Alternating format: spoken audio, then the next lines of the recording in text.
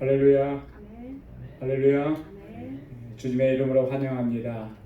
오늘 수요 찬양 예배, 또 구준 날씨 가운데서도 또 주님의 임재를 사모하고 은혜를 사모하면서 주 앞에 나오신 여러분들 하나님께서 큰 은혜로 함께 하실 줄로 믿습니다.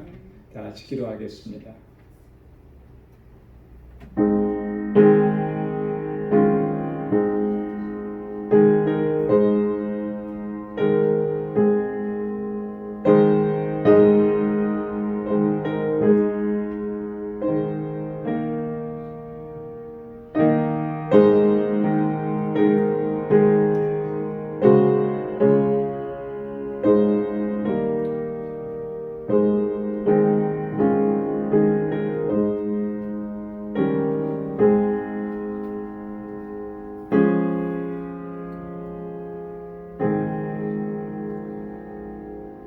왕이신 나의 하나님이여, 내가 주를 높이고 영원히 주의 이름을 송축하리이다. 내가 날마다 주를 송축하며 영영이 주의 이름을 송축하리이다. 여호와는 광대하시니 크게 찬양할 것이라. 그의 광대하심을 측량치 못하리로다. 대대로 주의 행사를 크게 칭송하며 주의 능한 일을 선포하리로다. 아멘. 은혜가 풍성하시고 자비하신 아버지, 참으로 고맙고 감사합니다. 성의로 3일 동안도 저희들의 삶을 눈동자와 같이 지켜주시고 매 순간 분초마다 크신 은혜를 베푸시고 능력의 손길로 인도해 주심을 감사합니다.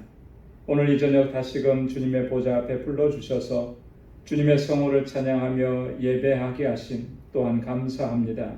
오 하나님 아버지, 주의 성령께서 우리와 함께하여 주시고 이 시간 온 마음을 다하고 힘을 다하고 뜻을 다하고 정성을 다하여 주님을 예배하는 이 시간 되도록 도와주옵소서.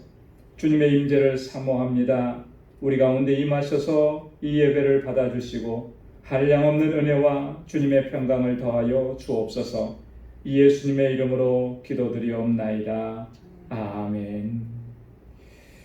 우리 찬송 195장, 새 찬송가 261장 함께 찬양하겠습니다.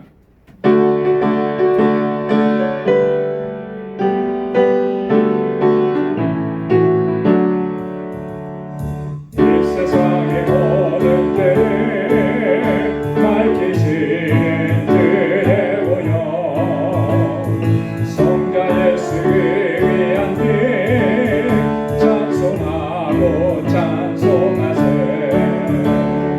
주님 앞을 멀리 떠나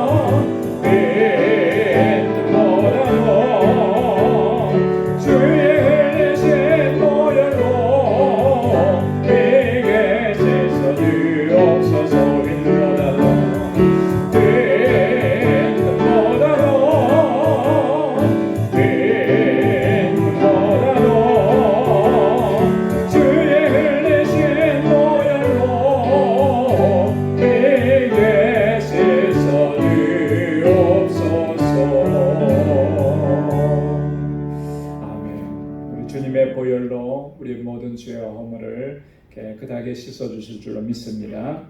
우리 찬송 202장 찬송, 새 찬송가 268장입니다.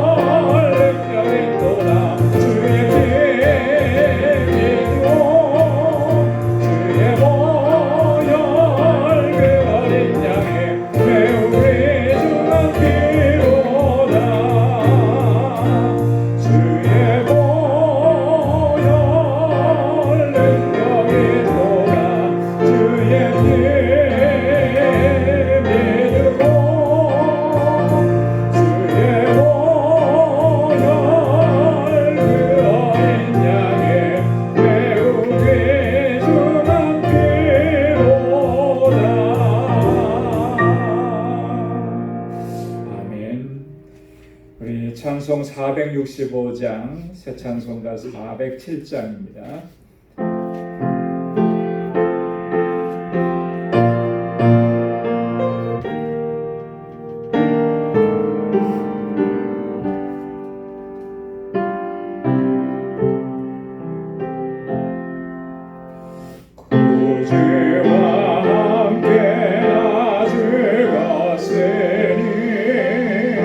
구주와 함께 나 살았도다.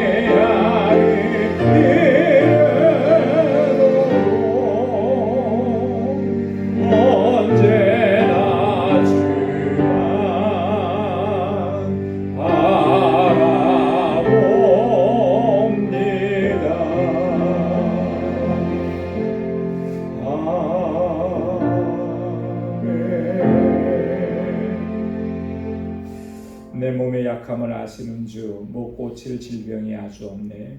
괴로운 날이나 기쁜 때나 언제나 나와 함께 하시네. 언제나 우리와 함께 계시는 주님, 주님을 바라보면서 믿음으로 나아갈 수 있기를 소원합니다. 우리 이 시간 다 같이 통성으로 한번 기도하겠습니다. 교회를 위해서 기도해 주시고, 또 우리 교회에서 자라나는 어린 심령들과 또 우리 교사들을 위해서 기도해 주시고, 교회에 주신 사명 잘 감당하는 우리 공동체 되게 해달라고 같이 기도해 주시고, 또 우리의 지체들을 위해서 기도해 주시고, 특별히 연약한 분들 하나님께서 치료해 주시기를 위해서 기도해 주시고, 또 세계에서 지금 계속되는 이런 어려움들, 또 하나님께서 정말 이 어려움을 또 속히 또 이렇게 거두어 가 주시고, 또 하나님 앞에서 우리가 바로 설 수 있게 해달라고 우리 함께 기도해 주시고, 우리 선교사님들을 위해서 또 알라메다 방주교회를 위해서 우리 다 같이 통성으로 함께 기도하겠습니다. 은혜가 풍성하신 아버지 하나님, 찬송하고 감사합니다. 아버지께서 저희들을 얼마나 사랑하시는지, 저희들이 아버지 하나님 이 시간 하시고 저희들 깨닫게 하시고, 그 은혜가 너무나 감사해서 이렇게 주님의 보좌 앞에 나와 주님을 경배하고 찬양하고 아버지께 예배드리게 하심을 감사합니다. 아버지 하나님, 주님께서 베풀어 주셨지만 그 놀라우신 은혜 가운데 살면서도 여전히 아버지 육신의 정욕과 안목의 정욕, 또 이생의 자랑을 버리지 못했던 저희들입니다. 아버지, 또 쓰러지고 넘어지고 육신의 욕심을 쫓아 살아왔던 저희들의 삶을 이 시간 고백하오니 주님 불쌍히 여겨주시고 용서하여 주시고 주의 긍휼과 자비를 베풀어 주옵소서. 아버지 하나님, 다시 거룩하게 하시고 아버지 주님 앞에 예배드리기 부족함 없게 하시고 온 마음을 다하여 힘을 다하여 예배할 때 하나님 저희의 예배를 기뻐 음양하여 주옵소서. 이 시간 아버지 하나님, 주님 앞에 간절히 간구하고 원하옵는 것은 주님께서 세워주신 우리 방주교회 지난 21년 동안 한결같은 은혜 베풀어 주시고 늘 인도하시고 귀한 역사 이루어주심을 감사합니다. 정말 하나님께서 세우신 그 귀하신 목적과 주님의 뜻을 온전하게 감당하는 저희를 되게 하여 주옵소서. 온전한 믿음의 공동체가 되게 하시고 아름다운 사랑의 공동체가 되게 하시고, 아버지 이 땅에서 어떠한 고난과 환난과 어려움과 고난을 겪는다 할지라도 결코 흔들리지 않고 인내하며 소망 가운데 든든하게 서가는 저희들 되게 하여 주옵소서. 세워주신 하나님의 귀한 종들, 사랑하는 주의 기름 부어 세우신 일꾼들을 기억하여 주시고 저들에게 능력과 권능을 더하시고 성령의 충만함을 더하시고 믿음을 더하여 주시고 충성된 마음을 더하시며 아버지 주님 앞에 헌신하는 그 모든 수고와 땀과 기도의 눈물들 하나님께서 기억해 주시고 아버지 하나님의 주님의 몸된 교회가 아름답게 세워져 가도록 인도하여 주시옵소서. 우리 온 성도들의 마음을 간사하고 한 마음과 한 뜻이 되게 도와주시고 아버지 하나님, 특별히 아버지 여러 가지 힘들고 어려움 가운데 있는 사랑하는 우리 지체들을 기억하여 주시사 주님께서 긍휼을 베푸시고 위로하시고 주의 소망을 허락해 주시며 치료하시며 다시금 강건케 하여 주옵소서. 주님의 평강을 누리기에 부족함이 없도록 우리 가운데 역사하여 주옵소서. 아버지 하나님, 이곳에서 자라나는 어린 심령들과 사랑하는 학생들과 청년들을 붙잡아 주시사 저들이 믿음 안에서 견고하게 서고 이 세대를 이끌어가는 하나님의 귀한 일꾼들이 다 되게 하여 주옵소서. 주님 오시는 그날까지 우리에게 주신 사명을 온전하게 감당하고 무엇보다도 영원 구원의 사명을 잘 감당하는 저희를 되게 하여 주옵소서. 아버지 하나님, 세계 곳곳에서 주의 복음을 전하는 우리 선교사님들을 기억하시고 아버지 하나님, 저들에게 능력과 권능으로 함께하여 주시고 아버지 하나님, 그 사역에 기름 부어주시고 아버지 하나님, 주의 복음을 전할 때마다 하나님 그곳에 생명의 역사가 일어나게 하시고 주님의 몸된 교회가 아름답게 세워져 가게 하옵소서. 알라메다 방주교회 주님께서 붙잡아 주시고 아버지 하나님, 그 지역의 아버지 복음만을 위해서 그 죽어가는 영혼들을 주님께로 인도하는 귀한 사명 온전하게 감당하는 귀한 제단이 되게 하시고 귀한 사역자들 되게 하시고 특별히 우리 정국수 선교사님 강건하게 붙잡아 주시옵소서. 아버지, 우리 떠나온 조국을 기억하여 주시고 긍휼과 자비를 베푸시고 이 나라 이 민족이 정말 하나님 앞에 바로 서게 하여 주시고 우리가 살고 있는 이 땅에도 하나님 주의 긍휼을 베풀어 주시고 정말 하나님을 경외하는 사람들이 정말 많이 일어나게 도와주시고 특별히 아버지 하나님, 위정자들에게 하나님 주님을 두려워하는 마음을 허락하여 주시옵소서. 전 세계가 아버지 하나님 이 코로나 바이러스로 인해서 고통을 당하고 어려움을 당합니다. 아버지, 우리의 허물과 우리의 죄악이 무엇인가 하나님 앞에 하나님의 뜻대로 행하지 못했던 우리의 모습을 발견하게 하시고 주님 앞에 회개하고 주 앞에 나오게 하시고 주님 이 모든 고난을 거두어 주시며 주님의 은혜를 베풀어 주시옵소서. 오늘도 아버지 하나님 주의 말씀의 은혜를 사모하게 이 자리에 나와사오니 주께서 아버지 우리의 심령을 다스려 주시고 마음밭을 구경하여 주시고 아버지 하나님 그 말씀의 은혜를 우리에게 던지겨 주옵소서. 전하는 자나 듣는 자 모두가 주의 말씀 안에서 은혜 있게 하여 주시고 겸비하게 주 앞에 서게 하여 주시고 주께서 함께하여 주시옵소서. 모두가 감사합니다. 예수님의 이름으로 간절히 기도드리옵나이다. 아멘.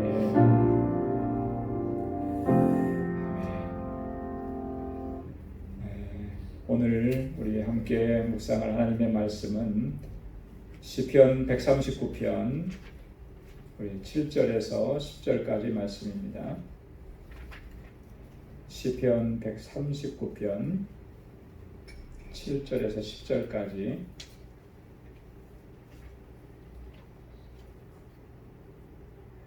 제가 한 절 읽고 또 여러분들 한 절 읽고 이렇게 교독하도록 하겠습니다.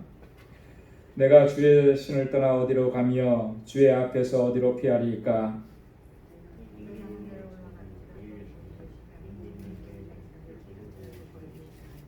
내가 새벽 날개를 치며 바다 끝에 가서 거할지라도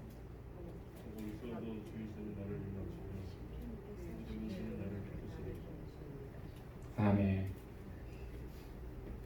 오늘 본문 말씀을 교재에다 다 적어드렸더니 어디서 끊어야 될지 잘 모르시겠죠. 표시를 안 해놨더니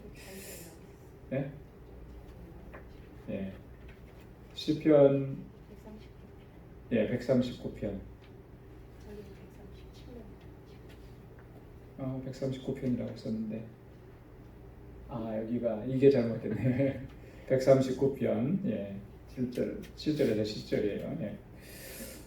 그리고 교재도 제가 기록해놨습니다. 열왕기상 8장 27절 한번 같이 읽어볼까요? 시작. 하나님이 참으로 땅에 거하시리이까 하늘과 하늘들의 하늘이라도 주를 용납지 못하겠거든 하물며 내가 건축한 이 전이리이까. 아멘. 예레미야 23장 23절 24절 말씀도요 함께 읽겠습니다. 나 여호와가 말하노라 나는 가까운 데 하나님이요 먼 데 하나님은 아니냐. 나 여호와가 말하노라 사람이 내게 보이려고 누가 자기를 은밀한 곳에 숨길 수 있겠느냐. 나 여호와가 말하노라 나는 천지에 충만하지 아니하냐. 아멘. 오늘은 하나님의 성품 7번째 시간으로 무소부재의 하나님입니다. 무소부재의 하나님. 한번 따라서 해보시기 바랍니다. 무소부재의 하나님. 무소부재의 하나님. 다른 말로는 하나님의 편재성이다. 이렇게 이야기합니다. 하나님의 편재성이다.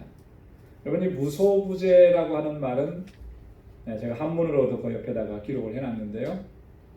어떤 의미죠? 무소부재. 부재하는 장소가 없다. 그러니까 없는 곳이 없는 거예요. 존재하지 않는 곳이 없다. 그러니까 모든 장소에 어느 곳이든지 다 있다라고 합니다. 다 존재한다라고. 그게 바로 무소부재의 의미입니다. 그래서 다른 말로는 편재성이다. 모든 곳에 다 존재한다라고 하는 그런 의미죠. 여러분, 이 세상의 모든 곳에 다 존재하는 거 뭐가 있을까요? 온 우주 만물 가운데 모든 곳에 다 존재하는 거. 물질 세계에서. 공기요? 공기는 지구를 떠나면 있나요? 아마 그래서 달 날아가면은 공기가 없어가지고 이렇게 다 우주인들 이렇게 하잖아요, 그죠? 지구상에는 어디를 가도 공기가 있는데 이걸 벗어나면 숨 쉴 수 있는 공기는 없어요, 그죠? 그러니까 물질 세계 안에는 어디를 찾아봐도 어디에나 다 존재하는 거는 제 기억으로 제 상식으로는 뭐 제가 지식이 너무 짧은데 제 짧은 지식으로는 없는 것 같아요, 그죠? 없어요. 그런데 유일하게 한 분 누구요? 하나님만 안 계신 곳이 없다는 거예요. 그게 오늘 주제입니다. 무소부재의 하나님. 그래서 무소부재라고 하는 말, 하나님의 무소부재는 하나님은 어디나 계시다라고 하는 거예요. 예. 하나님께서 계시지 않는 곳이 없어요. 여러분, 하나님께서 계시지 않는 곳이 있을까요? 어디일까요? 만약에 있다면, 제가 만약이라고 그랬죠, 그죠? 지옥에 하나님이 안 계실 것 같다. 어떨까요? 여러분 생각은 어떻습니까? 지옥에는 지옥인데 거기 하나님이 계실까? 네, 좀 이따, 네? 네, 조금 이따가 제가 밝혀드리겠습니다. 교재에도 나와 있는데, 어쨌든 무소부재라는 말은 하나님이 계시지 않은 곳은 없어요. 만약에 지옥에는 하나님이 안 계시다 그러면 무소부재라는 말을 쓸 수가 없죠. 그죠? 안 계신 곳이 분명히 생기는 거잖아요. 지옥에는 안 계셔요. 그럼 무소부재 하나님 이렇게 말할 수가 없다라고 하는 거죠. 만약에 우리가 하나님 어디 계십니까? 라고 이렇게 부르짖고 묻는다면 하나님 뭐라고 대답하실 것 같습니까? 때때로 우리가 하나님이 계시지 않는 것 같고 내 곁에 계시지 않는 것 같아서 하나님 대체 어디 계십니까? 이렇게 부르짖는다면 하나님 뭐라고 대답하실 것 같아요? 그때 아마 하나님은 바로 네가 있는 그곳에 내가 있다 이렇게 대답하죠. 나는 내 곁에 있다. 나는 모든 곳에 있다. 이렇게 하나님이 대답하실 것 같아요. 이게 바로 성경이 증거하는 하나님의 편재성이라는 무소부재라고. 만약에 하나님께서 존재하지 않는 곳이 있다 그러면 하나님은 무한하신 하나님이 될 수가 없는 거죠. 무한한 하나님이 될 수가 없어요. 여러분, 무한하다라고 하는 이 말은 이 무소부재라고 하는 이 의미가 담고 있는 또 하나의 특징이기도 한데요. 무한성이라고 하는 이 무한성이라고 하는 것은요, 한계가 없다라고 하는 거잖아요. 그죠? 어디가 시작이고 어디가 끝인지 이 한계를 정할 수가 없다. 알 수가 없는 거예요. 바다에 가면은 바다 한가운데 떠 있으면 야, 이게 끝이 어딘가 이런 생각이 들죠. 그죠?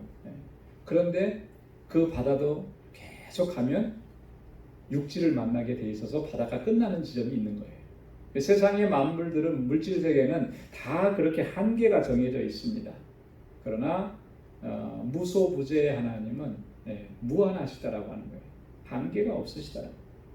성경에서도 종종 그런 표현을 쓰는데요. 이 무한하다라고 하는 말을 종종 광대하다라고 하는 표현을 씁니다. 그죠? 광대하다. 근데 이 무한하다라는 말과 광대하다라고 하는 말은 사실 똑같은 의미는 아니에요. 이 광대하다라고 하는 말이 무한하다라고 하는 말을 이렇게 같은 동일한 의미로 이렇게 사용할 수는 없다라고. 왜 그러냐면 여러분, 광대하다라고 하는 것은 뭘 의미하죠? 어마어마하게 크다라고 하는 거예요. 크다. 여러분, 뭔가를 크다 뭐 이렇게 얘기하면 거기에는 뭐가 반드시 들어가느냐면요, 무엇과 비교하는 게 들어가요. 그죠? 비교해요.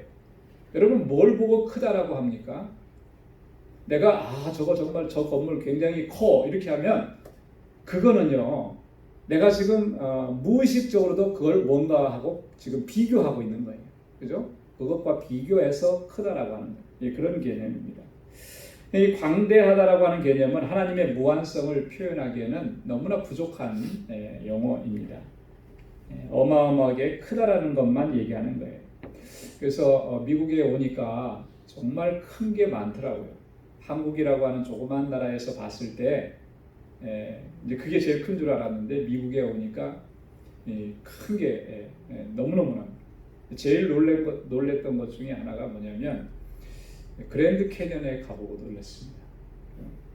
제가 LA에서 미네소타로 이사 가는 도중에 이제 그랜드 캐년을 한번 이렇게 그 캐년 쪽을 들러봤는데요.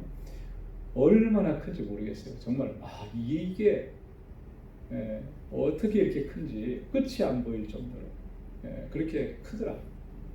또 서부 지역에서는요, 이게 광대하고 크게 느껴지는 게 뭐냐면 사막지대를 건너갈 때 끝없이 펼쳐진 사막이 엄청나게, 그거 지나가서 이제 중서부 쪽으로 오니까 또 끝없이 펼쳐져 있는 초원지대죠. 초원지대 쫙 펼쳐져 있는, 산이 없고 쫙 펼쳐져 있는 초원, 엄청나게 크게. 광대하다라고 하는 건 그런 의미예요. 근데 그것도 가다 보니까 거기에 끝나는 지점이 있더라는 거죠. 무한하다라고 하는 것은 무한성은 뭘 포함하고 있느냐면요. 하나님이 광대하신데 근데 그 하나님이 얼마나 크신지를 말하는 것은 불가능하다. 이런 의미가 다 담겨져 있어요. 불가능해요. 무한성이라고 하는 것은 우리가 하나님은 정말 광대하신 하나님이다라고 했는데 그 광대함을 계산할 수가 없다라고 하는 거죠. 그게 바로 무한성이다. 무소부재라고 하는 말이 또 담고 있는 의미 중에 하나는 하나님은 이 공간 안에 거하시지 않는다라고 하는 의미입니다. 하나님은 이 어떤 한 공간이나 한 지점 안에 갇혀 계신 분이 아니라는 거죠. 우주의 모든 공간들은 하나님께서 보실 때 무한히 작은, 정말 우리가 아주 작은 것을 표현할 때 눈꽃만하다 뭐 이런 표현을 쓰는데요. 그것보다 더 작은 점에 불과하다라고 하는 것이죠. 우리가 종종 그런 표현을 성경에서 많이 쓰잖아요. 하나님께 대해서 하나님이 충만하시다 이런 표현을 써요. 그죠? 충만하다라고 하는 것은 가득 찼다 이렇게 그런 의미를 담고 있죠. 뭐가 충만하다 그러면 어디에 가득 채워져 있다. 자, 그래서 우리가 종종 어떻게 생각하냐면 하나님은 어떤 공간 안에 거하시는 분으로 이렇게 잘못 생각할 때가 있다라고 하는 것이죠. 그러나 결코 그렇지 않아요. 그렇지 않아요. 예레미야 23장 24절에는 천지에 충만하지 아니하냐. 나는 천지에 충만하지 아니하냐. 그러니까 하나님은 이 천지 만물 가운데 그 안에 계신 분이다 이렇게 생각할 수 있는데 그런 표현이 아니다라고 하는 거죠. 역대하 2장 6절에 보면 솔로몬이 그렇게 얘기했어요. 하늘과 하늘들의 하늘이라도 주를 용납하지 못하겠거든. 여러분 하늘에 그 위에 또 하늘에 그 위에 또 하늘이라도 주님을 용납할 수 있겠느냐? 주님을 담을 수 있겠느냐? 그럴 수 없다라고 하는 거예요. 그런데 하물며 내가 지금 이 전에 이 집에 하나님께서 여기에 오셔서 여기에서 여기에만 계셔야 되는 그런 것이겠느냐? 그렇지 않다라고 하는 것을 솔로몬이 이야기한 거죠. 무소부재라고 하는 것은요. 그래서 우리의 눈에 보이는 어떤 물질 세계 안에 보이는 그 어떤 것이든지 무엇이든지 어떤 장소든지 어디에나 다 하나님이 계시다라고 하는 그런 의미라고 하는 거예요. 시편 139편 8절 오늘 말씀에 보면 뭐라 그랬습니까? 내가 하늘에 올라갈지라도 거기 계시고, 그죠? 하늘이라는 장소가 있다. 거기도 하나님이 계시고, 내가 음부에 내 자리를 펼지라도 거기 계시니이다. 음부가 뭐죠? 지옥이죠. 음부에 내가 혹시 내려갔다 할지라도 거기도 하나님이 계시다. 하나님이 계시지 않은 곳이 없다라고 하는 것이죠. 그것이 바로 무소부재의 하나님.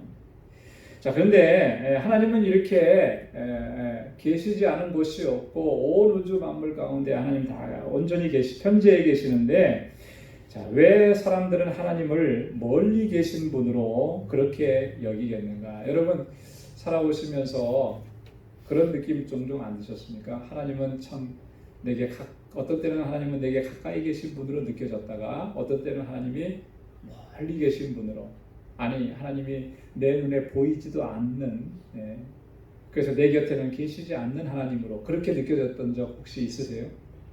그런 적이 있죠. 그죠? 내가 큰 어려움과 고난과 환난을 겪을 때 종종 그렇게 정말 하나님께서 내 곁에 계시고 나와 함께 하시고 나를 보고 계셨다면 왜 이 고통과 아픔을 보시고도 그냥 놔두실까? 하나님이 멀리 계신 거 아닌가? 아니 지금 하나님께서는 나를 보고 계신 게 아니라 등 돌리고 계신 건 아닌가? 이런 느낌이 들 때가 왜 그럴까? 사실 그 본질적인 것은 바로 이런 데 있습니다. 사람이 하나님으로부터 멀어져서 하나님이 멀리 계신 것처럼 우리가 느껴지는 것이지, 하나님이 멀리 계시기 때문에 그렇기 때문에 우리가 하나님을 멀리 계신 것으로 이렇게 느끼는 것이 아니다. 사람이 멀어진 거예요. 사람. 우리가 멀어진 거예요. 우리가 하나님께로부터 멀어진 거예요. 왜 그러냐면 우리의 본성이 하나님을 닮지 못했기 때문에 자꾸 하나님께로부터 멀어져 가는 거예요. 멀어져. 사람들이 하나님이 멀리 떨어져 있다고 느끼는 바로 중요한 이유가 바로 이것이라는 거죠. 사람의 도덕적인 성품이 하나님을 닮지 않았기 때문에 하나님의 존재를 인식하지도 않고 하나님께서 멀리 계시다라고 생각을 하는 거예요. 하나님께서는 우리를 인간을 창조하실 때 하나님의 형상으로 창조하셨습니다. 그죠? 하나님의 형상으로 창조하셨다라고 하는 것은 어떻게 창조하셨다라고 하는 거냐면 하나님 닮게 창조하셨다. 그러니까 하나님 닮음이라고 하는 것은 어떤 모습이 닮았다라는 게 아니고 이 성품적으로 하나님을 닮았다라고 하는 거예요. 우리가 지금 하나님의 성품에 대해서 쭉 공부하잖아요. 그런 하나님의 성품, 하나님만 가지고 계셨던 그 성품을 우리 인간을 창조하시면서 하나님께서 우리에게도 공유해 주신 거예요. 일정 부분 어느 정도는 우리에게 담아주신 거예요. 그렇게 인간을 창조하신 것입니다. 다른 동물들은 그렇게 창조하지 않으셨어요. 그게 바로 하나님의 형상을 담게 창조하셨다라고 하는 그 의미인데 이 하나님의 형상을 잃어버린 거죠. 왜 잃어버렸습니까? 죄 때문에. 그죠? 하나님의 명령을 거역하고 죄를 지음으로 말미암아 이 하나님의 형상을 잃어버린. 하나님의 형상을 잃어버렸다라고 하는 것은 다른 의미로, 다른 말로 표현하면 하나님의 도덕적인 성품, 도덕적 본성을 잃어버렸다, 상실했다라고 합니다. 자, 그러니까 하나님이 멀리 느껴질 수밖에 없는 거예요. 이 죄에서 우리가 구원함을 받지 않으면 하나님을 가까이 갈 수가 없는 거죠. 멀리 있다고 느껴지죠. 그 결과적으로 보면 하나님과의 교제가 불가능하게 되어버렸다는 거예요. 범죄한 인류는 하나님과 교제할 수가 없어요. 가까이 할 수가 없는 거죠. 내 안에 하나님을 닮은 성품이 없어졌는데 어떻게 하나님과 같이 교제할 수가 있겠나요? 없어요. 자, 그래서 두 번째 보면 영적인 일들에 있어서 이 가깝다라고 하는 말은요, 어떤 의미냐면 닮았다라고 하는 의미, 닮았다. 그 다음에 멀리 있다라고 하는 그런 의미는 닮지 않았다라고 하는 의미, 같은 의미로 사용하죠. 종종 그런 표현을 많이 하더라고요. 부부는 서로 어떻게 된다고요? 닮아간다. 여러분, 이제 세상에서 가장 가깝게 지내는 관계가 있다면 부부일 거예요, 그죠? 자녀들도 뭐 어렸을 때야 부모하고 같이 이렇게 가깝게 지내지만 어느 정도 나이가 되면 이제 떨어져 나, 그죠? 이번 팬데믹 때문에 밖에 나갔던 아이들이 다 집에 돌아와가지고 정말 뜻하지 않은 같이 지내는 그런 시간들을, 좀 좋은 시간들을 보내고 있는데요. 만약에 팬데믹이 아니었으면 얘네들은 다 자기들 각자 이렇게 직장 찾고 학교 때문에 나가서 자. 자, 다 나갔는데 저희 부부만 남더라고요. 저희 부부만. 이게 부부 관계가 가장 가까운 관계죠. 그러다 보니까 부부는 오래 살면 살수록 닮아가는. 뭐 취향도 닮아가고, 그 좋아하는 거, 뭐 이런 거 취미도 닮아가고 그러는데. 버릇도 닮아가더라고요. 무의식적으로 하는 그런 버릇, 말투도 닮아가고, 심지어는 얼굴 모습도 닮아간다. 얼굴 모습도. 닮는 거예요. 왜 닮을까? 뭐 과학적으로 그렇게 근거를 찾기는 어렵겠지만, 제가 볼 때는 가까이 있기 때문에 그래요. 가까이. 친구지간에도 그렇잖아요. 친구지간에도 보면 정말 절친이라 그러잖아요. 가깝게 지내는 사람들. 보면은 뭔가 닮았어요. 일단 생각이 닮았고, 생각이 같으니까, 그죠? 생각이 같으니까 친해지는 거 아니겠습니까? 그러다 보니까 서로 다. 제가 오래전에 한국에 있었을 때 그 신학교 다닐 때 아주 단짝 친구가 있었어요. 정말 가깝게 지냈는데 그 친구는 경상도. 어느 날 보니까 제가 경상도 사투리를 쓰고 있더라고요. 나도 모르게 이제 저한테 이렇게 다가오는 거죠. 그러니까 그런 의미예요. 가까움이라는 것은 닮음이에요. 자, 우리가 하나님과 가깝다라고 하는 건 뭐예요? 하나님과 그만큼 닮았다라. 우리가 하나님께로부터 멀어졌다라고 하는 건 뭘 의미하겠습니까? 그만큼 하나님을 닮지 않았다라고. 에베소서 2장 1절로 3절 말씀에 보면 너희의 허물과 죄로 죽었던 너희를 살리셨도다. 그때 너희가 공중의 권세 잡은 자를 따랐으니 곧 지금 불순종의 아들들 가운데서 역사하는 영이라. 전에는 우리도 다 그 가운데서 우리의 육체의 욕심을 따라 지내며 육체와 마음에 원하는 것을 하여 다른 이들과 같이 본질상 진노의 자녀이었더니, 자, 예전에 우리가 그랬다라고 하는 거예요. 누구를 따라갔냐? 너희가 공중의 권세 잡은 자를 따랐다. 공중의 권세 잡은 자를 따라. 유유상종이라는 말이 있잖아요. 그죠? 닮았으니까, 그죠? 거기 따라가는 거예요. 또 가까이 하니까 또 닮아가는 거예요. 우리의 과거의 실존이 그랬었다라고 하는 거예요. 그래서 우리가 본질상 누구의 자녀였다고요? 본질상 진노의 자녀였다. 하나님의 형상을 닮아서 창조된 인간인데 본질상 진노의 자녀가 돼요. 누구를 따라갔기 때문에 그런 거예요. 공중의 권세 잡은 자를 따라갔기 때문에 하나님과 닮지 않게 되었다. 자, 그 공중 권세 잡은 자를 따라가면 하나님께로부터는 멀어진 거잖아요. 그죠? 하나님을 닮음을 다 잃어버렸다라는 그런 의미. 하나님과 죄인 사이의 거리라고 하는 것, 멀어졌다라고 하는 것은 이게 공간적인 차원에서의 거리를 얘기하는 게 아니고 성품적인 차원에서 거리를 얘기하는 거예요. 성품적 차원. 우리를 멀어졌다 그러니까 하나님께로부터 몇 마일 떨어졌다 뭐 이렇게 생각하는데 그게 아니고 성품적으로. 자, 하나님의 성품은 대표적인 성품이 뭐였다 그랬습니까? 거룩하심이라고 했잖아요. 하나님은 완전히 거룩하신데 우리는 어떠냐라고 하는 거예요. 인간이 죄악 가운데 머물러 있을 때 그 죄인의 모습은 어떤 모습? 죄악 가운데 빠져 있는, 그죠? 거룩함과는 거리가 먼 거예요. 이렇게 다르다라고 하는 것을 이야기하는 것이죠. 그래서 인간은 하나님을 바라볼 때는 하나님이 멀리 계시다라고 그렇게 느끼게 되는 것이죠. 세 번째로 우리가 좀 생각해 보려고 하는 것은 하나님의 임재와 그러면 하나님의 부재라고 하는 거예요. 여러분, 하나님의 임재는 하나님이 우리와 함께 하신다라고 하는 건데요. 그죠? 우리 도덕적 피조물에게 있어서 가장 큰 축복이 뭐냐라고 한다면 여러분 뭐가 가장 큰 축복이겠습니까? 교재에다 다 써놨으니까 그렇게 대답하셔야 돼요. 그죠? 하나님의 임재가 가장 큰 축복이에요. 자, 그런데 여러분 그 하나님의 임재가 가장 큰 복이다, 가장 큰 축복이다라고 정말 우리가 그렇게 생각하면서 그렇게 신앙생활을 하고 있느냐라고 하는 거예요. 하나님이 나와 함께 하시고 하나님께서 나와 동행해 주시고 내 삶을 이끌어 주시고 늘 내 곁에 계시고 그래서 나는 하나님이 함께 하시는 것을 늘 느끼고 확신하고 그 믿음으로 살아가는 거, 이게 가장 큰 복 아니겠습니까? 그런데 과연 우리는 하나님의 축복이다, 하나님의 복이다 그러면 뭘 복이라고 하느냐? 건강해야 그게 하나님의 복이라고 생각하고, 그죠? 출세해야 하나님의 복이라고 생각하고, 세상에서 권세 잡아야, 사업에 성공해야 그게 하나님의 복이라고 우리가 그렇게 생각하지는 않느냐라고. 우리가 세상의 모든 걸 다 가지고 있고 세상에서 최고의 권세를 누리고 권력을 누린다 할지라도 하나님의 임재가 없는 삶이라고 하면 그것은요 마치 일장 춘몽과 같은 그런 모습일 거예요.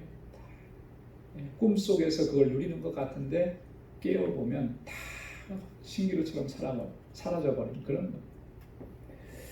그렇기 때문에 믿음의 사람들은요 항상 뭘 갈망했냐면 하나님의 임재를 갈망한 거예요. 그죠? 하나님의 임재를 갈망했어요. 그리고 그 하나님의 임재 안에서 살아가기를 늘 소망했다.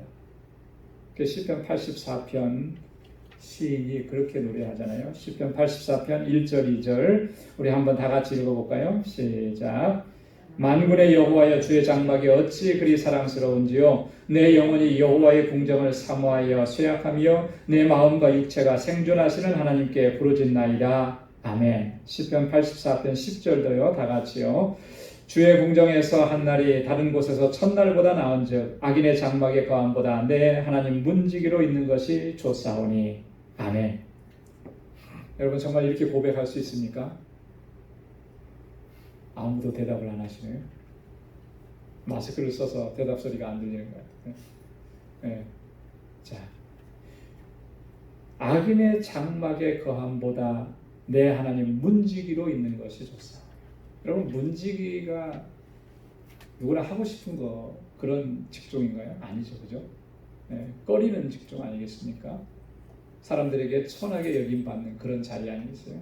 그런데 지금 이 시인은 하나님 문지기로 있는 게 내가 좋습니다. 악인의 장막이 얼마나 많은 것이 있다 할지라도 그거 부럽지 않더라.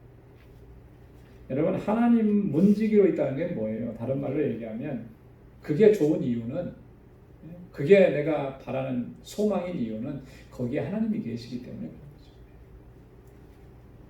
주의 궁정에서 지내는 것이 다른 곳에서 첫날을 지내는 것보다 낫다. 왜 주의 궁정에서 지내고 싶습니까? 하나님이 계시는 곳이기 때문에. 그러니까 여기서 말하는 것은 나는 하나님의 임재 안에서 살아가기를 소망합니다. 그게 가장 복인 것을 내가 깨달았습니다.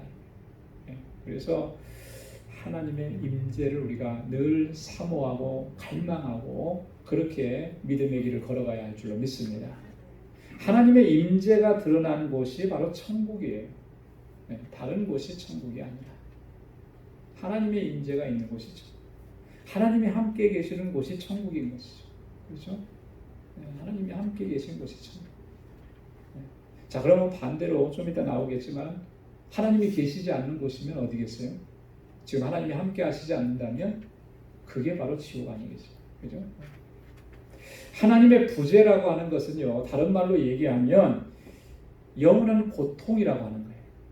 영원한 고통. 아까도 말씀을 드렸듯이 여러분들의 삶 속에서 하나님 정말 하나님 어디 계십니까? 과연 하나님께서 나와 함께 하시는 것입니까? 이렇게 부르짖을 수밖에 없는 그런 상황이 있었다고들 얘기하셨잖아요. 여러분, 그때 여러분들의 심령의 상태, 영혼의 상태, 또 여러분들의 삶의 상태는 어땠습니까? 기쁨이었습니까? 만족함이었습니까? 행복했습니까? 아니잖아요. 그죠? 고통스러운 거예요. 고통스러운. 하나님의 부재는 우리에게 고통을 가져다 주는 것입니다. 그래서 시편 22편 1절 2절에 보면 내 하나님이여 내 하나님이여 어찌 나를 버리셨나이까? 어찌 나를 멀리하여 돕지 아니하오며 내 신음하는 소리를 듣지 아니하시나이까? 내 하나님이여 내가 낮에도 부르짖고 밤에도 잠잠치 아니하오나 응답지 아니하시나이다. 하나님께 부르짖었는데 하나님의 응답이 없어요. 하나님의 부재를 느끼는 거예요. 그 하나님의 부재를 느낄 때 얼마나 두려움이 있고 얼마나 고통이겠습니까? 그것을 표현한 것이죠. 하나님의 응답이 없는 것이 고통입니다.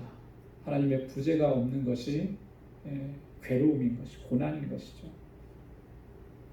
지옥이 어디가 지옥인가? 죽어서 어떤 장소에 가는 곳, 막 불이 활활 타오르는 그곳에 던져져도 이게 타지 않는 곳, 고통만 있는 곳, 어떤 장소가 지옥이다. 물론 그것이 성경적인 건데요. 현실적으로 성경에서 말하고 있는 이 지옥이라고 하는 것은요, 우리가 이 땅에서 정말 누릴 것 다 누리면서 살아도 거기가 지옥일 수 있다는 거예요. 왜? 하나님의 임재가 없다면, 내가 하나님의 임재를 경험하지 못한다면 그곳이 바로 지옥이다. 자, 세 번째로 보면 하나님과 그렇기 때문에 하나님께서는 늘 우리가 하나님의 임재 안에 거하도록 하나님과 우리 죄인을 화해시켜 주신 것입니다. 하나님께서 우리를 하나님과의 화해된 그런 관계로 우리를 불러주십니다. 죄인은요, 그 어떤 것으로도 자신을 고칠 수가 없습니다. 어떤 종교라든지 철학이라든지 문학이라든지 이 본질적 인간의 본질, 범죄한 죄인의 본질은요, 그 어떤 것으로도 고칠 수가 없고 변화시킬 수가 없고. 여러분, 세상에서 사람을 변화시키기 위해서 여러 가지 일을 하는데, 그래서 조금은 선한 사람이 되고 돌이켜서 착한 일도 하고 하는데요, 그런 변화를 얘기하는 게 아니에요. 여기서 말하는 이 변화라고 하는 것은요, 이 죄성이죠, 죄성. 이 안에 있는 죄성이라고 하는. 인류는 태어나면서부터 하나님 앞에 죄인이잖아요, 그죠? 죄 있는 모습으로 살아가는 거예요.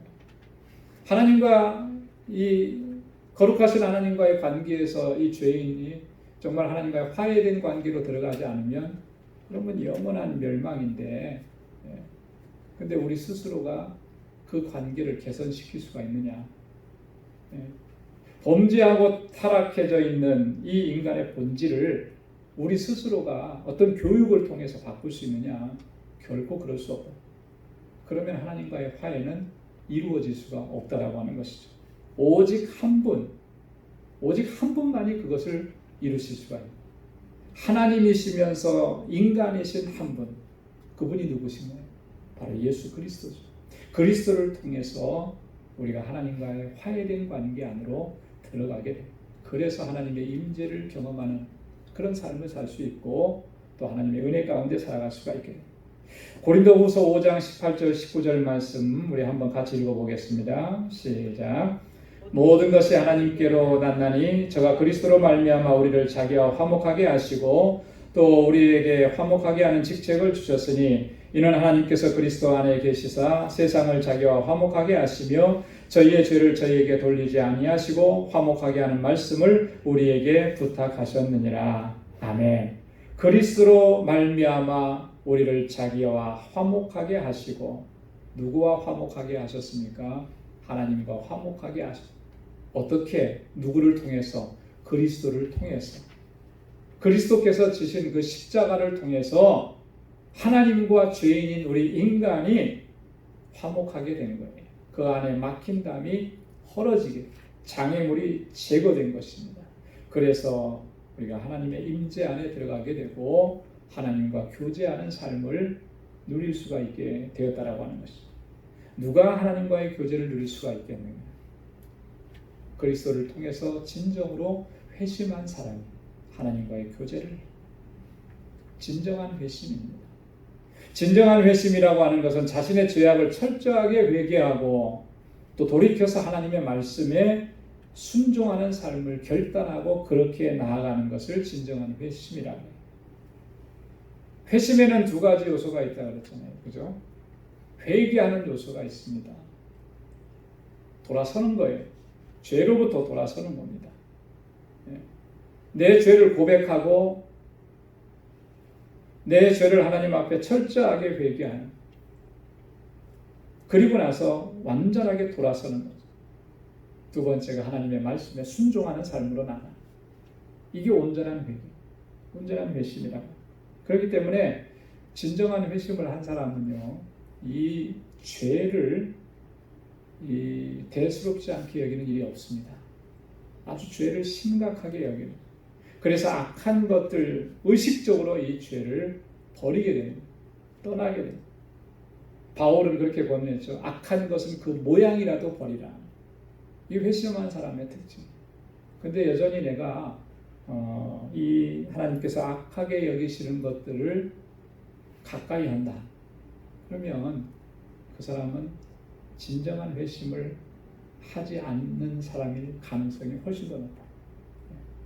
물론 우리가 연약하기 때문에 때때로 그런 어떤 죄악에 이끌림을 받을 수도 있어요. 유혹을 받을 수도 있습니다. 그렇지만 이것이 하나님 앞에서 죄라고 하는 것을 깨닫게 되는 것이죠. 그래서 그 죄와의 싸움을 끊임없이 하게. 근데 회심이 없는 사람은 그 싸움이 얼마나 중요한지도 얼마나 심각한 것인지도 인식하지 못하는 거예요. 이런 차이가 있다라고 하는 것이죠. 하나님과의 교제가 다시 회복되게 되면 우리의 삶이 어떻게 변화되겠습니까? 항상 기쁨으로 충만한 삶을 살아가게 되는 줄로 믿습니다. 하나님과 교제가 됐는데 하나님의 임재를 늘 경험하는데 기쁨으로 충만해지죠. 그 삶이 기쁘지 않을 수가 없는 거예요. 사도행전 3장 19절 말씀에 보면 그러므로 너희가 회개하고 돌이켜 너희 죄 없이 함을 받으라. 이같이 하면 유쾌하게 되는 날이 주 앞으로부터 이를 것이요. 회개하고 돌이켜 죄 없이 함을 받으면 너희에게 유쾌하게 되는 날이 이를 것이다. 우리가 늘 기뻐하면서 늘 즐거워하면서 늘 행복하면서 살아가게 되는 그 날이 일 것이다. 무엇 때문에 그러냐? 뭐가 그걸 가능하게 해주느냐? 예수 그리스도를 통해서 우리에게 허락해 주신 그 구속의 은혜가 항상 우리로 하여금 그렇게 기쁨으로 충만한 삶을 살아가도록 이끌어준다라고 하는 것이죠. 그리고 또한 하나님을 닮게 되는 거예요. 늘 하나님을 닮아가고 하나님의 임재를 사모하고 늘 하나님의 임재를 경험하는 그런 삶을 살아가게 되는 것입니다. 자, 결론적으로 한번 보겠습니다. 무소부재의 하나님을 우리가 정말 온전하게 믿는다면 우리에게는 어떤 영적인 유익이 주어지게 되는 것이겠습니까? 여러분, 하나님, 무소부재의 하나님을 여러분 믿고 또 그렇게 그 하나님을 의지하면서 신앙생활을 하는데 여러분들의 삶 속에서 누리는 영적인 유익이 뭐였습니까? 두 가지로 요약해 볼 수가 있어요. 두 가지. 첫째는 참된 위로와 평안을 얻게 되는, 참된 위로와 평안. 그리고 늘 안도감을 얻게 돼요. 아무리 세상에 정말 흉흉하게 돌아간다 할지라도 하나님의 주신 위로와 평강을 누리게 돼요. 여러분, 오늘 교회 오시기 전에 어떠셨어요? 제가 지금까지 뉴욕에서 지내면서 저렇게 비 오는 거 처음 본 것 같아요. 그렇죠? 그 짧은 시간이지만은 엄청나게 쏟아지고 천둥 번개 치는데 이게 정말 대단하더라고요. 이게 계속 저렇게 되다가 번개가 번쩍하는데 이게 갑자기 나한테 쳐오면 어떻게 하나? 뭐 이런 생각도 들으니까 두려움도 생기기도 하고. 세상에는요, 이것과는 비교도 안 되는 그런 두려움들이 얼마나 많고, 우리에게 고난을 가져다주는 실제적이고 현재적인 일들이 얼마나 많은데요. 그런 속에서 우리가 살아가도 무소부재의 하나님을 우리가 기억하고 그 믿음으로 살아가면 우리가 참된 위로를 얻게 되는 줄로 믿습니다. 창세기 28장에 보면 야곱이 형 에서를 속이고 그 아버지의 장자권을 빼앗아가지고, 그죠? 형이 자기를 죽이겠다고 하니까 이제 도망을 가잖아요. 도망을 가다가 빈들에서 잠을 잡니다. 근데 그 꿈속에서 하나님을 만나고 하나님의 음성을 듣고 하나님의 약속을 받게 됩니다.